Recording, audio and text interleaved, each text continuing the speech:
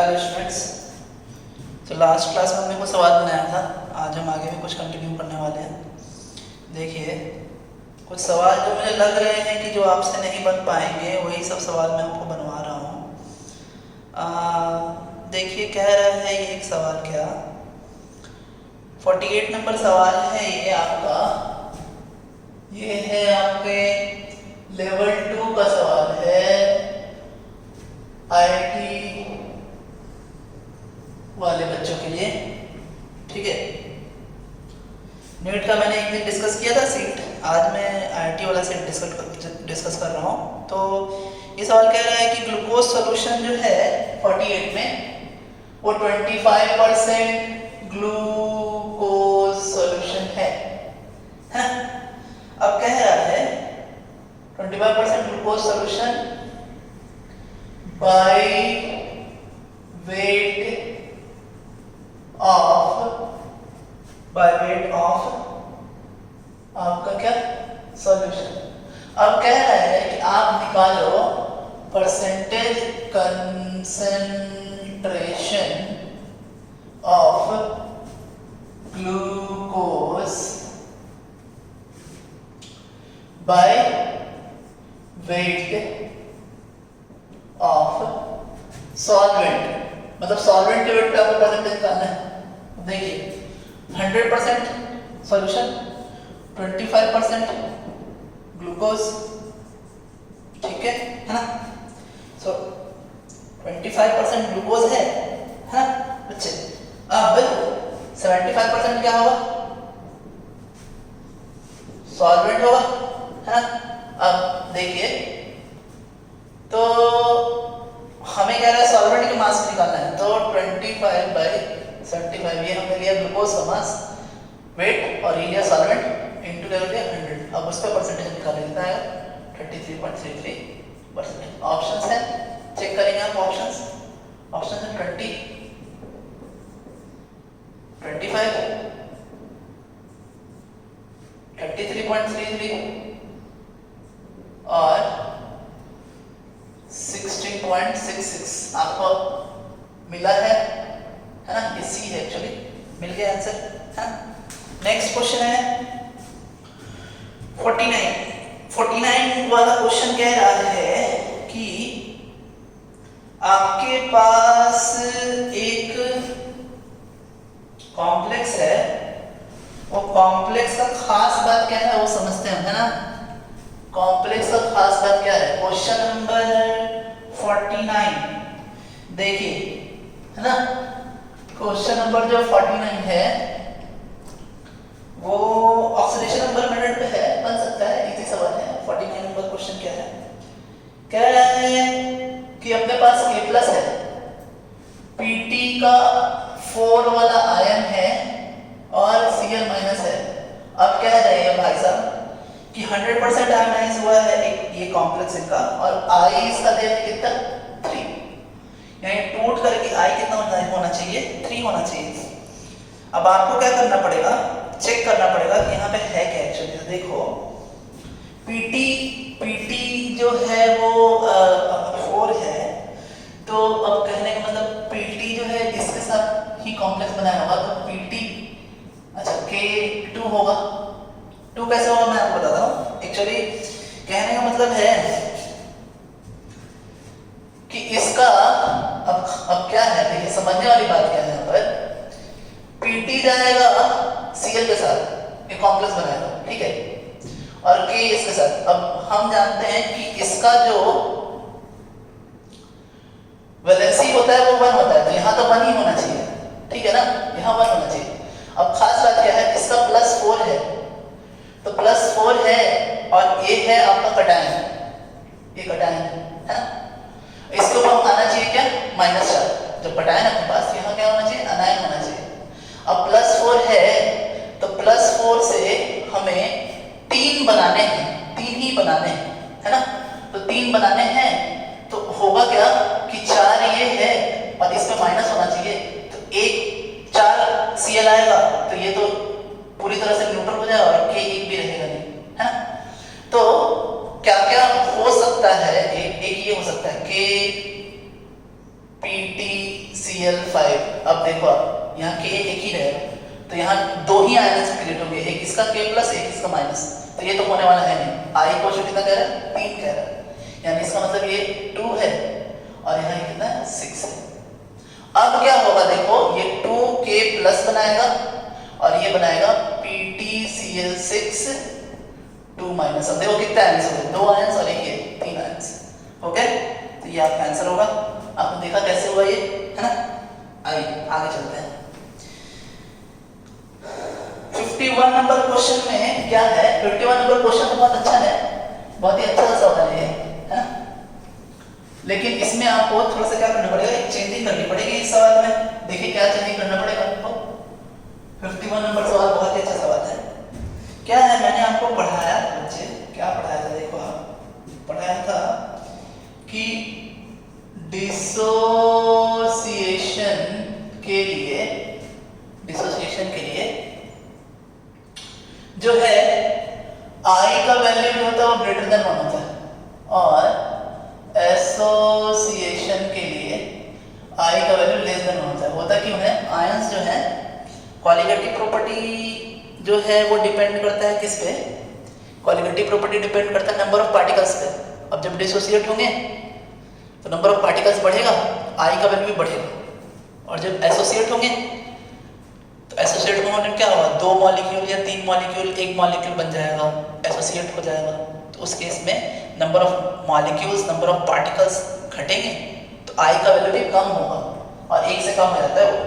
तो यहाँ क्वेश्चन में इन्होंने बोला, तो क्वेश्चन क्या है, देखिए क्वेश्चन बोल रहा है कि 0.01 m है लिया है CH3COOH, और इन्होंने I का वैल्यू जो दिया है उसको चेंज करें, आप चेंज करिए, लिखिए 1.01, इसे चेंज करिए। जो आंसर जो I का वैल्यू दिया है वो वैल्यू एक्यूरेट नहीं है, सही नहीं है, फिजिबल नहीं है, है ना। अब कह रहे हैं कि आप जो है इस सॉल्यूशन का pH निकालो, ठीक है। कैसे pH निकालेंगे हम इसका देखिए, तो पहले तो हम इसको लिखते हैं CH3COOH, टूटेगा ये कैसा, CH3COO minus plus H plus, ठीक है। अब यहाँ है आपका 1 minus alpha, alpha and alpha, इस तरीके से मैंने आगे की वीडियो में आपको पढ़ाया था। अब I जब निकालेंगे, I आ जाएगा आपका कितना, 1 minus alpha plus alpha, that is I is equal to 1 plus alpha, ठीक है। 1 माइनस अल्फा प्लस अल्फा, ये अल्फा अल्फा कटेगा, अल्फा 1 प्लस अल्फा। I का वैल्यू है 1.01, 1 प्लस अल्फा, इससे अल्फा का वैल्यू आ गया कितना, 0.01। अब देखिए, अगर हम यहाँ पे कंसंट्रेशन याद करिए, मैंने आपको बताया था अगर कंसंट्रेशन दिया हुआ हो तो हो जाएगा C × 1 minus alpha, C alpha and C alpha, है ना। तो H प्लस कंसंट्रेशन कितना है बच्चे, C alpha, that is C कितना है 0.01, अल्फा कितना है 0.01, तो H प्लस कंसंट्रेशन कितना आया 10⁻⁻⁴। pH निकालिए, सो pH is equal to minus log H plus concentration, that is minus log 10⁻⁴, that is 4 आ गया आपका आंसर। ऑप्शन चेक करें, ऑप्शन क्या क्या है, ऑप्शन है 2, 3, 4 और 5, ये रहा आपका, ये है ऑप्शन आपके। देखा आपने कैसे हुआ ये, है। तो ये बहुत ही अच्छा सवाल था, लेकिन यहाँ पर I का वैल्यू मैंने गड़बड़ किया था। और आप हमेशा ध्यान देंगे डिसोसिएशन के लिए I का वैल्यू 1 से बड़ा होगा और एसोसिएशन के लिए I का वैल्यू 1 से छोटा हो जाएगा। I = 1 हो तो वहां ना ही डिसोसिएशन हो रहा है ना ही एसोसिएशन हो रहा है। Initial number of particles is equal to 5 number of particles, मतलब जितना हम डाल रहे हैं उतना ही पार्टिकल सरफेस पे आ रहा है ना। तो ये सब मैंने आपको पहले ही बताया है। आगे चलते हैं हम, ये भी सवाल बहुत अच्छा है, 52 नंबर सवाल देखते हैं क्या है इसमें। चलिए देखिए, अब देखिए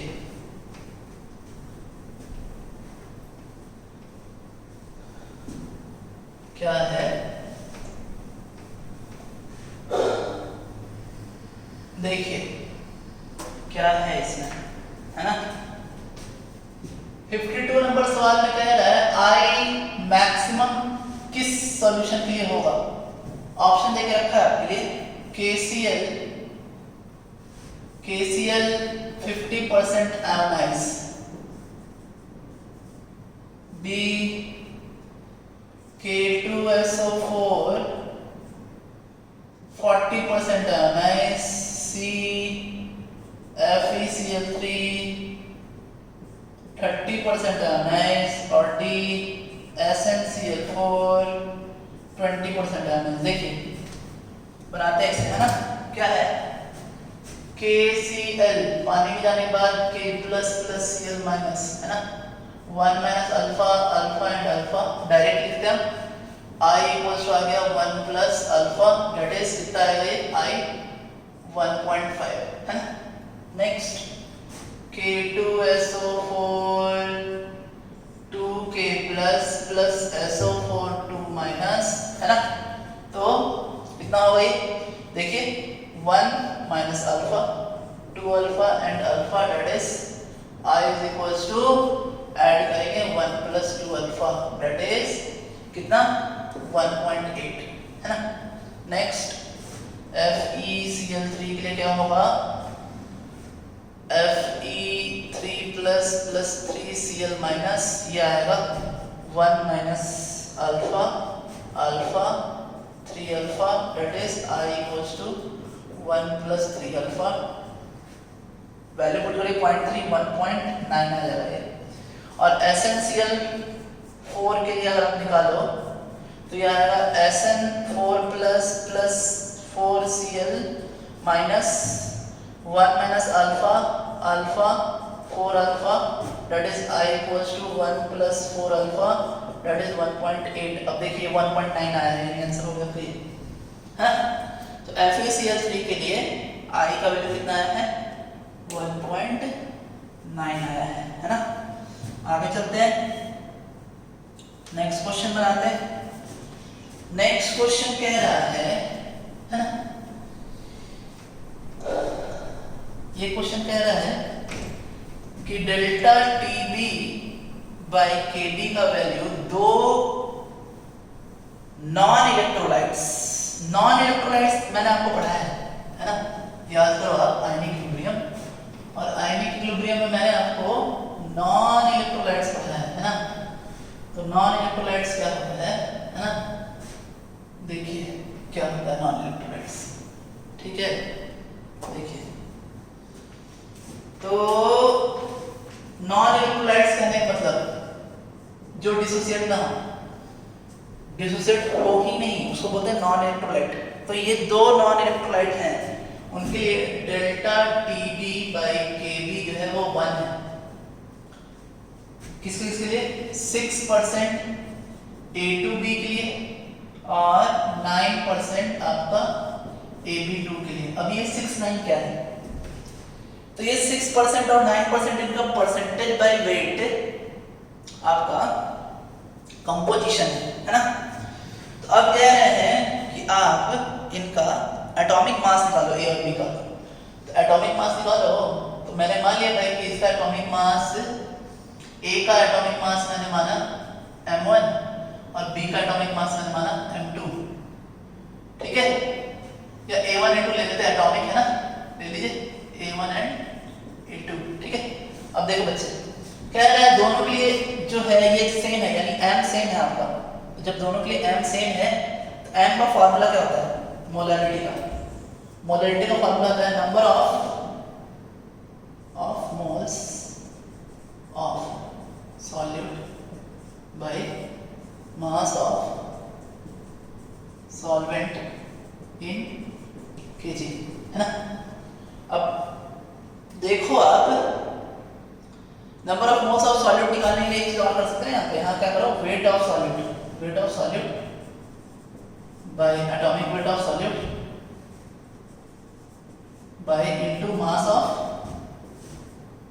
सॉल्वेंट और इनटू यहाँ पे हमने क्या कर दिया 1000 कर दिया, है ना। ये मास स्मॉल है।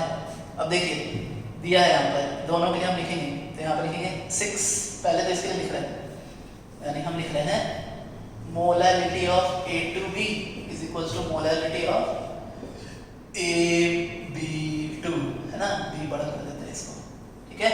अब बात क्या है बच्चे, 6% जो है आपका वो सॉलिड A2B है। 6 बाई इसका नंबर ऑफ मोल्स निकालेंगे तो कितना आएगा 2A1 प्लस A2 बराबर इनटू है ना, इनटू कितना सॉल्वेंट बचा इसमें, सॉल्वेंट कितना बचा इसमें 100 माइनस करिए, उतना ही सॉल्वेंट हुआ। सॉल्वेंट कितना हुआ इसका, solvent mass 100 minus 6 that is 94, यहाँ आपका 94 इनटू 1000 इज इक्वल्स टू, यहाँ पे भी करते हैं 9 बाई कितना, अब ये इस पर ये होगा इसका मोलर मास कितना होगा, इसका मोलर मास होगा A1 प्लस 2A2, है ना, ठीक है। अब फिर क्या करो इनटू कितना होगा 100 में से 9 हटाया कितना है 91, है ना। सो 91 है कि नहीं इनटू 1000, ये रहा। सॉल्व करेगा आंसर आएगा A1 A2, क्या करो ऑप्शन से चेक करो, आप सबका वैल्यू पुट करो। तो जब ऑप्शन से चेक करिएगा आप तो आपका आएगा A1 इज इक्वल टू 40 और A2 इक्वल टू 10। ऑप्शन से चेक कर लीजिए इसको, ये 1000 कट करिए, आ गया आपका आंसर। तो ये था आपका सवाल, आपने देखा कैसे बनाइए। नेक्स्ट सवाल देखते हैं हम, आगे चलते हैं। कह रहा है density of 1m solution of a non-electrolyte C6H12O6 is 1.18 ग्राम पर ml, ठीक है। तो कह रहा है कि if KF दे के रखा है, क्वेश्चन नंबर मैं लिख देता हूँ यहाँ पे, क्वेश्चन मैं लिख देता हूँ रफली, आपको दिक्कत ना हो। जिनके पास असाइनमेंट नहीं है ना, तो कोई दिक्कत नहीं, मैं क्वेश्चन लिख रहा हूँ यहाँ पे, है ना। लैंग्वेज तो नहीं लेकिन टोटल डाटा मैं लिख देता हूँ, क्या निकालना है वो भी मैं लिख देता हूँ, है ना। देखिए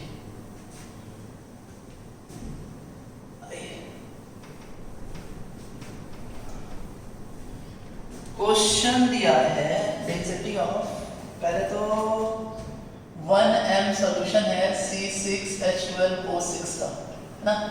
इसका डेंसिटी देख रखा है बाबा कितना 1.18 ग्राम पर ml, है ना, ठीक है। इतना देख रखा है, KF भी देख रखा है, KF कितना है 1.86। खास बात, ये जो सॉल्यूशन है ये एक्वस सॉल्यूशन है ना। KF जो देख रखा है इन्होंने, कैसा पता चलेगा कि एक्वस है, ये H2 का देख रखा है 1.86, यानी सॉल्वेंट क्या है H2। अब कह रहा है कि सॉल्यूशन का फ्रीजिंग पॉइंट क्या होगा जब इतना कुछ होगा तो पहले तो पता करते भाई, इसका हम फार्मूला क्या यूज करेंगे, delta TF equals to KF into m। m निकालना पड़ेगा हमें, निकालते हैं। आइए m निकालने के लिए क्या करो आप, पहले तो लिखिए क्या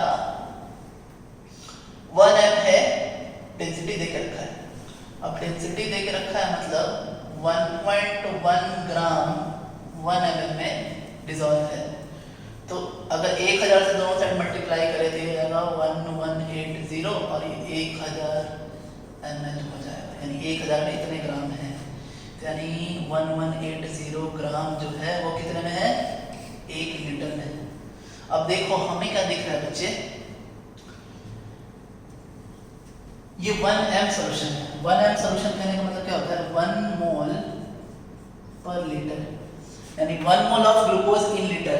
ग्लूकोज एक ही मोल है 1 लीटर में, यानी यहां से हमें क्या पता चला कि 1 लीटर में 1 मोल ऑफ ग्लूकोज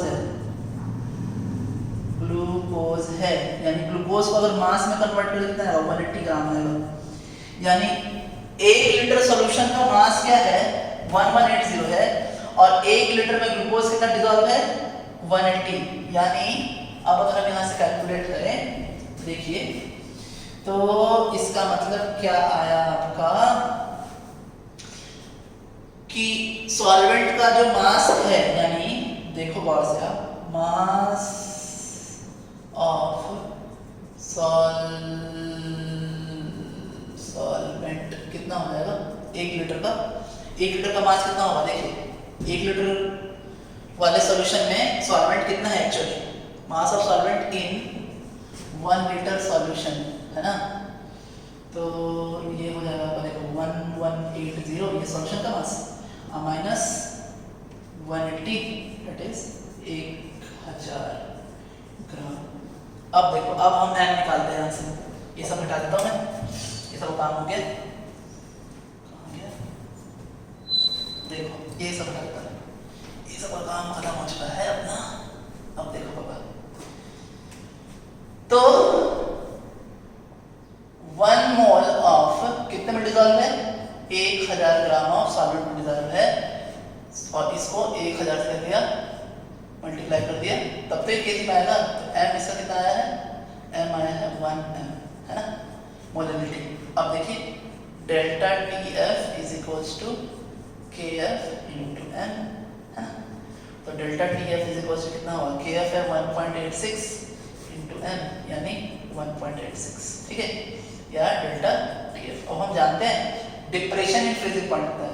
तो डिप्रेशन इन फ्रीजिंग पॉइंट का मतलब कि जो आपका स्टैंडर्ड है वो ज्यादा है ना, स्टैंडर्ड ज्यादा है, और जो आया वो क्या है, कम है ना। और ये कितना है 1.86।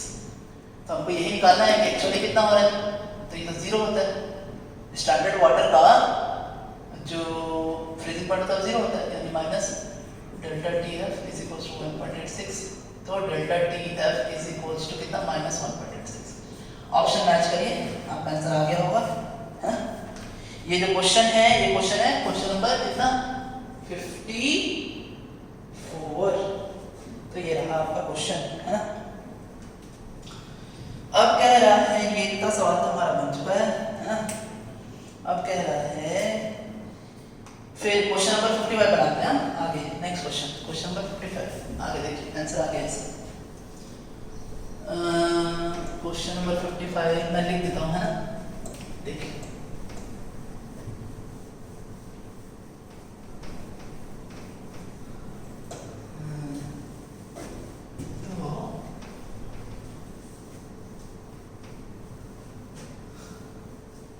देखिए क्वेश्चन नंबर 55,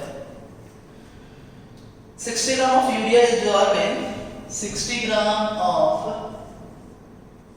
यूरिया को डिसॉल्व किया है कितने में, 1100 ग्राम, है ना, सॉल्यूशन में है ना। To keep Kf is equals to 1 mole per kg water in the form of ice is, है ना। तो water in the form of ice is, देखिए क्या है, 60 gram of urea dissolve in इतना, है ना। अब 1 मोल पर केजी ग्राम सॉल्यूशन है, ठीक है। अब कैसे हम इसको बनाएंगे, कैसे ये सवाल हमको क्या कहने का मतलब है कि कितना इसमें से वाटर सेपरेट करना पड़ेगा हमें, है ना। तो इसको m को हमें पहुंचाना है 1 मोल पर केजी में, है ना। अब देखिए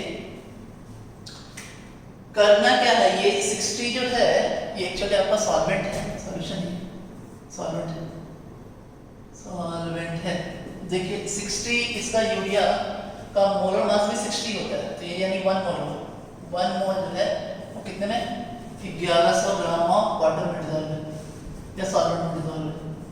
तो हमको 1 m बनाना है, तो कितना उसमें से घटाना पड़ेगा, देखिए 1 बाई इसमें से 100 घटाएंगे तो 1000 ग्राम बन जाएगा, है ना। तो यानी कितना कम करना पड़ेगा, 100 कम करना पड़ेगा। इसका आंसर होगा आपका 55 का सी, ठीक है। वो एक्चुअली सॉल्यूशन नहीं, वो क्या है आपका सॉल्वेंट है ना। फिर कह रहा है 56 नंबर क्वेश्चन, देखिए नेक्स्ट सवाल 56 नंबर क्वेश्चन है कि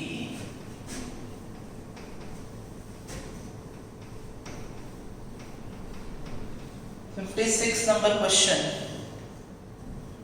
56 कह रहा है 6% यूरिया सॉल्यूशन जो है, यूरिया सॉल्यूशन है ना।